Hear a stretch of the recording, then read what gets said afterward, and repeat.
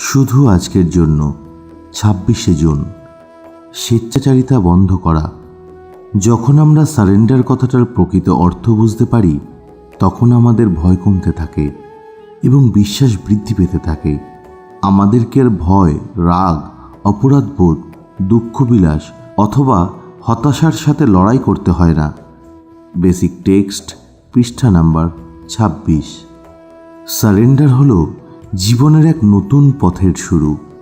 যখন আমরা নিজেদের ইচ্ছের দ্বারা পরিচালিত হতাম, আমরা সবসময় এই ভেবে দুশ্চিন্তায় অস্থির হতাম যে আমরা সব রকম দিকে খুঁটি বসিয়ে রাখতে পেরেছি কিনা, অমুক লোকটাকে ঠিকমতো টুপি পরিয়ে নিজের কাজটা হাসিল করতে পারবো কিনা। আমাদের চারপাশের দুনিয়াকে নিয়ন্ত্রণ করার প্রচেষ্টার কোনো জরুরি অংশ ভুলে যায়নি তো?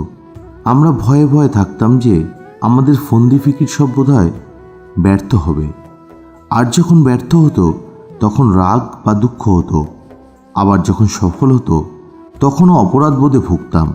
স্বেচ্ছাচারী হয়ে চলে জীবন বেশ কঠিন হয়ে পড়েছিল, কিন্তু আমরা অন্য কোনো পথ জানতাম না। আত্মসমর্পণ যে সবসময় সহজ হবে এমনটা নয়, বরঞ্চ উল্টোটাও হয়। বিশেষ করে প্রথমবার আত্মসমর্পণ করা বেশ কঠিন কাজও হতে পারে।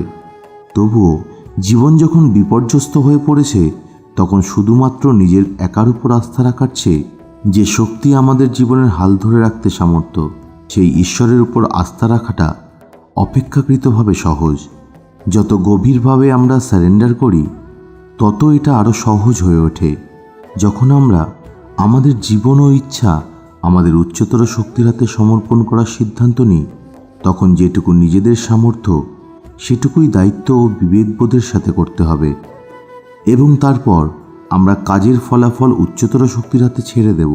আত্মসমর্পণ করে, বিশ্বাস রেখে কাজ করে গেলে এবং প্রোগ্রামের সহজ সরল আধ্যাত্মিক নীতিগুলোকে দৈনন্দিন জীবনে কাজে লাগালে দুশ্চিন্তা থেকে মুক্ত হয়ে বাঁচতে শুরু করতে পারি।